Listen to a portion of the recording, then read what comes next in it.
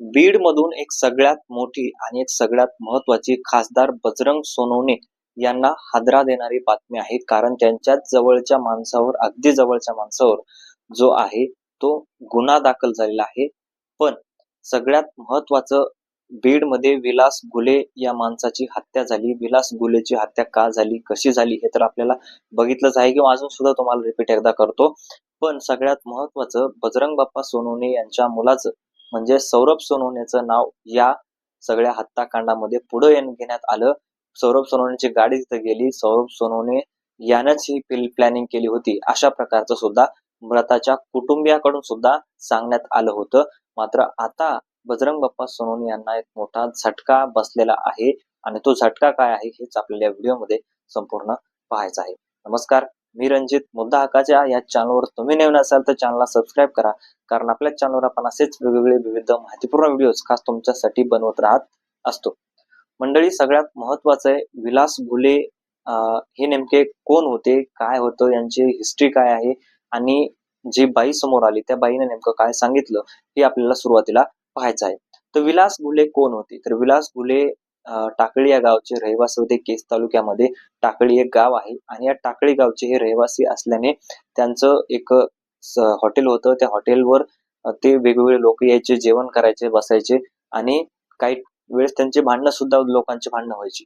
तसंच एक भांडण झालं. माने नावाचा एक मुलगा आणि त्याच्यामधील जे आहे, ज्या स्त्री सोबत मानेचे संबंध होते त्या स्त्रीच्या घरचे तिथे येऊन बसलेले होते किंवा त्यांची जी काही बाचाबाची चालू होती आणि विलास घुले त्या ठिकाणी ते गेले आणि ते सोडवायला गेले असताना त्यांच्यावर चाकूचे हल्ले झाले किंवा वार झाले आणि त्यांची तिथं हत्या करण्यात आली, अशा प्रकारचं सांगण्यात आलं किंवा त्यामध्ये सांगितलं गेलं.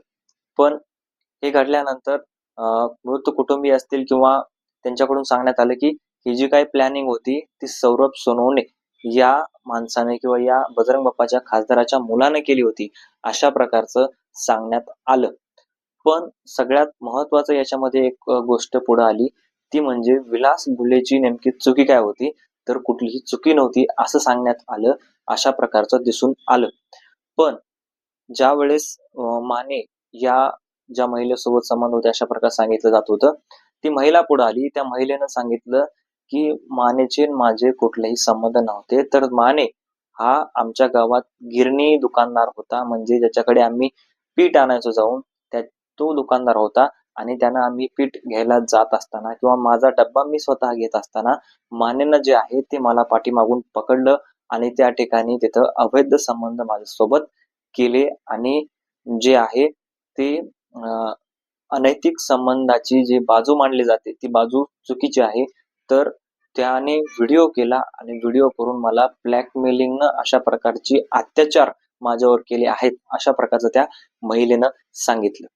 आता हे सांगितल्यानंतर जे पुढची गोष्ट स्पष्ट झाली की विलास घुले तिथे गेला होता, विलास घुले त्याच्या मानेसोबत होता, विलास घुले आणि माने मित्र होते, अशा प्रकारचं या प्रकरणाला आता नवीन वळण लागलं, खरं कारण समोर आलं, अशा प्रकारचं लोकांनी सांगितलं किंवा मीडियानं सांगितलं. पण बजरंग बाप्पा सोनवणे यांच्या जवळच्या माणसावर नेमका गुन्हा दाखल झालाय, तर तो कोणावर झालाय हा सुद्धा महत्वाचा प्रश्न आहे. तर तो गुन्हा दाखल झालेला आहे बाळासाहेब पातरकर यांच्यावर. बजरंग बाप्पाची ठामपणे भूमिका मांडणारे बाळासाहेब पातरकर, मराठा समाजाची ठामपणे भूमिका मांडणारे बाळासाहेब पातरकर यांच्यावर आता गुन्हा दाखल झालेला आहे. का झालेला आहे?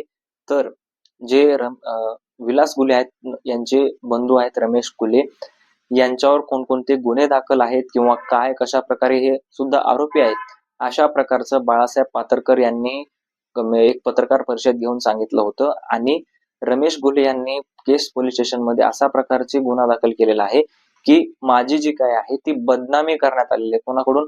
बाळासाहेब पातरकर यांच्याकडून माझी बदनामी करण्यात आलेली आहे, म्हणून त्यांच्यावर गुन्हा दाखल व्हावा आणि जे काही कलम लागतं ते कलम लावून त्यांना लवकरात लवकर योग्य ती कायदेशीर कारवाई त्यांच्यावर करण्यात यावी, अशा प्रकारचं विलास घुले यांच्या बंधूंनी म्हणजे रमेश घुलेंनी तिथं पोलीस स्टेशन मध्ये तक्रार नोंदवलेली आहे.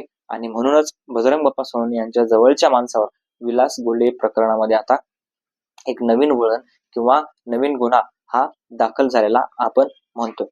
पण लवकरच या प्रकरणाचा निकाल सुद्धा येऊ शकतो. लवकरच या प्रकरणाची पुढची चौकशी सुद्धा समोर येऊ शकते. ती नेमकी चौकशी आल्यानंतर नेमके काय असते किंवा कशा प्रकारचा निकाल याच्यामधून येतो हे बघणं फार महत्त्वाचं आहे. तुम्हाला काय वाटते या सगळ्या गोष्टीबद्दल? तुमचं मत कमेंटमध्ये नक्की कळवा.